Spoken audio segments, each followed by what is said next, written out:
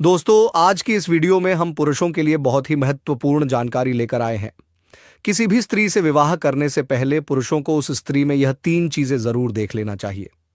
जो पति अपनी पत्नी के बारे में ये 3 चीज जान लेता है, वह सदैव सुखी जीवन व्यतीत करता है।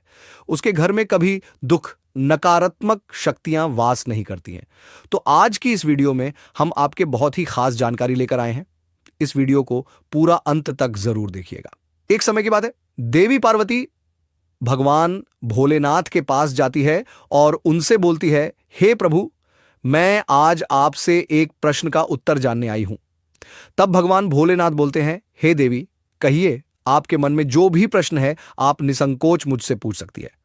तब देवी पार्वती बोलती है, हे नाथ, इस संसार में वह कौन सा पुरुष है जो अपनी पत्नी से खुश रहता है? ऐसी कौन सी वह 3 चीजें हैं जिसे पति को अपनी पत्नी में देखनी चाहिए? तब भगवान भोलेनाथ बोलते हैं, हे देवी, आपके इस प्रश्न का उत्तर मैं आपको एक कथा के माध्यम से दूंगा।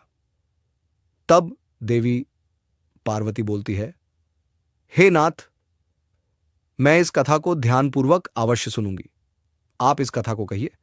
तब भगवान भोलेनाथ बोलते हैं, हे देवी, एक समय की बात है, किसी गांव में एक आदमी अपनी पत्नी के साथ रहता था।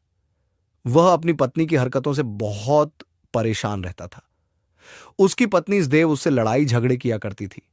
वह सदैव ही घर में क्लेश करती थी, जिस कारण उसका पति बहुत ही दुखी रहता था। उस आदमी की पत्नी बात बात पर अपने पति से लड़ाई करती थी। उसकी इन हरकतों से उसके घर में कंगाली छा गई थी। न घर में खाने के लिए अन्न था और न ही पीने के लिए जल। दोनों का तन बहुत ही पुराने फटे वस्त्र से ढका हुआ था। रोज रोज के क्लेश से वह आदमी तंग आ चुका था। एक दिन वह पैसे कमाने के लिए दूसरे गांव जाने लगता है।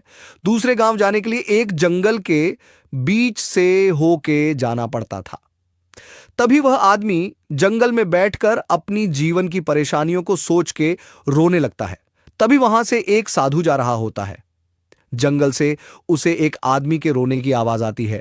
वह साधु उस आदमी के पास जाता है और बोलता है, हे पुत्र, तुम कौन हो? इस घने जंगल में बैठ के क्यों रो रहे हो?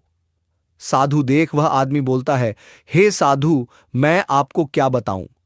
मेरी पत्नी मुझसे रोज रोज लड़ाई झगड़े करके घर में क्लेश करती रहती है। विवाह से पहले मेरा एक बहुत अच्छा व्यापार था, परंतु मेरी पत्नी के कारण मुझे बहुत घाटा होता गया, जिस कारण आज मैं और मेरा परिवार खाने के दाने दाने के मोहताज बन चुके हैं।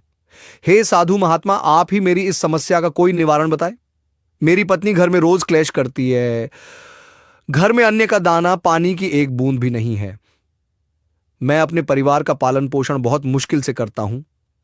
उस आदमी की बात सुन साधु बोलता है, हे पुत्र, मैं तुम्हें तुम्हारी परेशानी को दूर करने के लिए एक कथा सुनाने जा रहा हूं।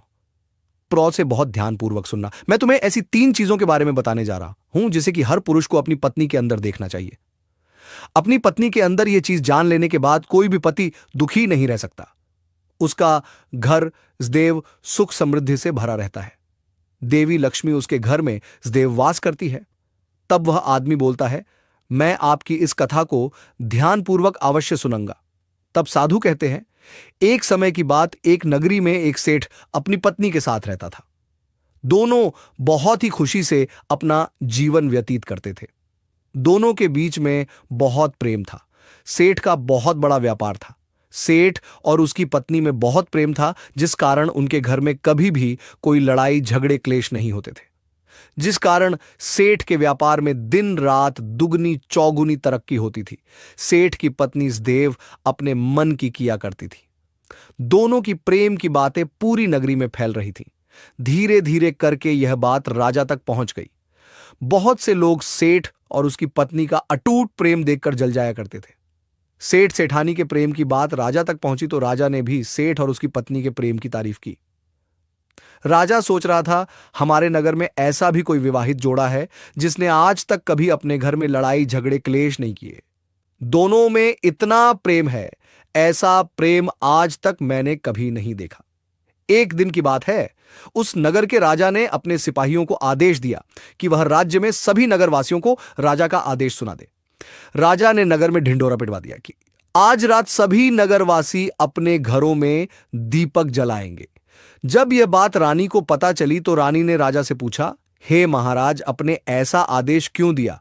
आप पूरे नगर में रात भर दीपक क्यों जलवाना चाहते हैं? तब राजा बोलते हैं, हे प्रिय, दीपक को प्रेम का प्रतीक माना जाता है। मैं चाहता हूं उस सेठ और उसकी पत्नी जैसा प्रेम एक दूसरे से करते हैं, ठीक वैसा ही प्रेम मेरे नगर के सभी पति पत्नी एक दूसरे से करे। राजा के आदेश अनुसार सभी गांव वाले अपने अपने घर में दीपक जला देते हैं। आधी रात होते ही सबके घरों के दीपक बुझने लगते हैं, परंतु सेठ के घर का दीपक सदैव जलता रहता था। दोनों में अटूट प्रेम था, जिस कारण सेठानी सदैव अपने घर में दीपक जला के रखा करती थी। सेठानी अपने मन की मालिक थी, उसका जो मन होता था वह वही कार्य करती थी। सेठ को सेठानी की अपनी मर्जी से काम करने वाली आदत से कोई आपत्ति नहीं थी। सेठ सोचता था, यदि मेरी पत्नी अपने मन के कार्य करके सुखी और खुश है तो मैं उसे किसी भी कार्य से करने के लिए मना नहीं करूंगा। यदि मैंने किसी कार्य के लिए उसे मना किया और वह मुझसे लड़ाई झगड़े क्लेश करने लगेगी। सेठ अपने घर में शांति बनाए रखने के लिए सेठानी की बातों को मान लिया करता था। सेठ अपनी पत्नी की कुछ हरकतों को अनदेखा कर दिया करता था ताकि दोनों में प्रेम बना रहे। एक दिन राजा रानी अपने महल के छत पर टहल रहे थे। राजा रानी की नजर नगर पर पड़ती है। पूरे नगर में अंधेरा फैला हुआ था, केवल सेठ के घर में ही दीपक का उजाला दिखाई पड़ रहा था। दीपक की रोशनी देख राजा रानी से बोलते हैं, हे रानी, पूरे नगर में अंधकार छाया हुआ है, परंतु सेठ के घर दीपक जल रहा है। दोनों पति पत्नी में बहुत प्रेम है, इस कारण उनके घर में उजाला है। राजा की बात सुन रानी बोली, महाराज, इन दोनों पति पत्नी के बीच प्रेम इसलिए इतना गहरा क्योंकि सेठ की पत्नी बहुत समझदार है। सेठ की पत्नी अपनी समझदारी से घर में क्लेश नहीं होने देती। तब राजा बोलते हैं, हे प्रिय, सेठ की पत्नी नहीं, सेठ समझदार है। इस प्रकार राजा रानी की एक दूसरे के साथ बहस होने लगी। राजा बोलते हैं, सेठ समझदार है, और रानी बोलती है, सेठानी समझदार है। दोनों की बहस सुन के मंत्री वहां आ जाता है। मंत्री राजा से बहस का कारण पूछते हुए बोलता है, महाराज, आप महारानी से किस बात पर बहस कर रहे हैं? तब राजा बोलता है, मेरा कहना है कि सेठ समझदार है और महारानी बोल रही है सेठानी समझदार है, इसी कारण हम दोनों में बहस चल रही है। तब मंत्री बोलता है, हे राजन, आप दोनों व्यर्थ ही बहस कर रहे हैं। आप सेठ और उसकी पत्नी को परीक्षा क्यों नहीं ले लेते? मंत्री की बात सुन राजा रानी दोनों ने विचार किया और सेठ सेठानी की परीक्षा लेने की सोच ली। अगली सुबह राजा ने उस सेठ की परीक्षा लेने के लिए अपने एक दास को बुलाया। राजा ने दास से कहा, तुम सेठ के पास जाओ और उसे मेरा यह संदेश दे आओ। तब राजा का दास राजा का संदेश लेकर उस सेठ के घर चला जाता है। दास राजा का संदेश उस सेठ को देता है और बोलता है, हे सेठ, मैं राजमहल से राजा का संदेश तुम्हारे लिए लेकर आया हूं।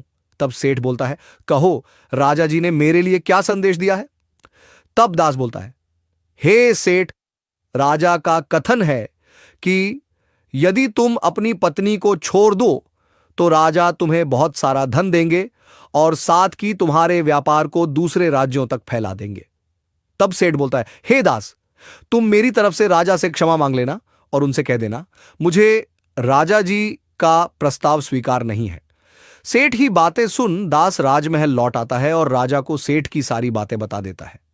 राजा दास की बातें सुनकर रानी के पास जाता है और बोलता है, हे रानी, मेरा कथन सत्य था। दोनों पति पत्नी में से सेठ ही अधिक समझदार है। तब रानी बोलती है, हे राजन, यह तो केवल सेठ की परीक्षा थी, अभी सेठानी की परीक्षा लेना शेष है। तभी रानी अपनी एक दासी को बुलाती है और बोलती, दासी, तुम मेरा यह प्रस्ताव सेठ की पत्नी तक पहुंचा दो। दासी महारानी का प्रस्ताव लेकर सेठानी के पास पहुंच जाती। दासी सेठानी से बोलती है, हे सेठानी, मैं राजमहल से तुम्हारे लिए रानी का प्रस्ताव लेकर आई हूं। यदि तुमने यह प्रस्ताव स्वीकार किया तो रानी तुम्हें इनाम देंगी। तब सेठानी बोलती है, हे दासी, तुम मुझे बताओ रानी के क्या प्रस्ताव है? तब दासी बोलती है, रानी का पहला प्रस्ताव यह है कि यदि तुम अपने पति को छोड़ दोगी तो रानी तुम्हें हीरे जवाहरात से भर देगी। और दूसरा प्रस्ताव यह है कि यदि तुम अपने पति की हत्या कर दोगी तो रानी तुम्हें अपना आधा राजपाट दे देंगी। तब सेठानी बोलती है, हे दासी, रानी से कही अपना आधा राजपाट देने के लिए तैयार रहे, मैं अपने पति की हत्या कर दूंगी। तब दासी बोलती है, परंतु मुझे कैसे पता चलेगा तुमने अपने पति की हत्या कर दी है? तभी सेठानी बोलती है, तुम ये दीपक देख रही हो, जोस देव मेरे घर में जलता रहता है। यह दीपक मेरे प्रेम की निशानी है। जब मैं अपने पति की हत्या कर दूंगी तो इस दीपक को बुझा दूंगी। तब तुम समझ जाना मैंने अपना काम कर दिया है। सेठानी की बात सुन दासी वहां से चली जाती है। दासी राजा रानी को जाके सेठानी की सारी बात बता देती है। तब राजा रानी से बोलता है, हे रानी, मैं नहीं चाहता कि हमारी वजह से किसी निर्दोष प्राणी की जान जाए। तभी राजा अपने सैनिकों को सेठ के घर जाने को बोलता है और सेठ के प्राण बचाने के लिए बोल देता है। रानी सेठानी के इस फैसले को सुनकर बहुत ही अचंभित हो उठी थी। उसे अब अपनी कही बातों पर शर्मिंदगी महसूस हो रही थी। उधर राजा के सैनिक सेठ के घर पहुंचते हैं और देखते हैं कि सेठ तो पहले ही मरा पड़ा है। तब सैनिक सेठानी से बोलते हैं, तुमने तो कहा था सेठ के प्राण लेने के बाद दीपक बुझा दोगी। तब सेठानी बोलती है, मैंने अपने पति को पहले ही मार दिया था, रात में तो केवल दीपक बुझाना था। सेठानी की बात सुन सैनिक राजमहल जाके राजा को सारी बात बता देते हैं। तभी राजा सेठानी को फांसी की सजा सुना देता है और स्त्री जाति से घृणा करने लगता है। उधर साधु अपनी कहानी पूरी कर लेता है। साधु उस आदमी से बोलता है, हे पुत्र, आज तुम्हें इस कहानी को सुन के यह तो पता चल ही गया होगा कि स्त्रियों की वह कौन सी 3 चीजें हैं जो हर एक पुरुष को देखनी चाहिए। तब वह आदमी बोलता है, हे साधु महात्मा, मुझे आपकी यह कथा समझ में आई, परंतु यह नहीं पता चला वह कौन सी 3 चीजें हैं, आप कृपया मुझे बताएं। तब साधु बोलता है, तो सुनो, पहली चीज है स्त्री का आना जाना। हर एक पुरुष को अपनी पत्नी की चाल ढाल पर नजर रखनी चाहिए कि उसकी पत्नी कहां कहां आ जा रही है, कैसे कैसे व्यक्तियों से मिलती जुलती है। दूसरी चीज है बोलचाल।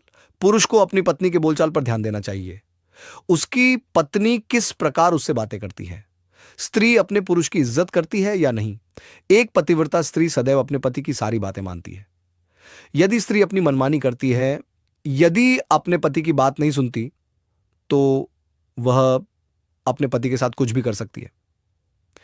जैसे उस सेठानी ने धन की लालच में आके अपने पति की हत्या कर दी थी। तीसरी चीज है स्त्री का रहन सहन। स्त्री किस प्रकार रहती है, घर के काम किस प्रकार करती है। यदि स्त्री आलसी होती है तो घर में सदैव नकारात्मक शक्तियों घूमती रहती है, घर में लक्ष्मी का वास नहीं रहता। साधु की बात सुन आदमी बोलता है, हे साधु, यह बात मैं अपने सभी गांव वालों को जरूर बताऊंगा। इतना कहकर आदमी वहां से चला जाता है। उधर भगवान भोलेनाथ देवी पार्वती से बोलते हैं, हे देवी, अब आपको प्रश्न का उत्तर अवश्य ही मिल गया होगा।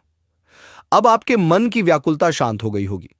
तब देवी पार्वती बोलती है, हे नाथ, मुझे मेरे प्रश्नों के उत्तर प्राप्त हो गए हैं। तो दोस्तों, उम्मीद करते हैं आपको हमारी आज की यह कथा अवश्य ही पसंद आई होगी। यदि वीडियो पसंद आई हो तो वीडियो को लाइक, चैनल को सब्सक्राइब करना ना भूलें। मिलते हैं अगली वीडियो में एक नई जानकारी के साथ। तब तक के लिए बहुत बहुत धन्यवाद।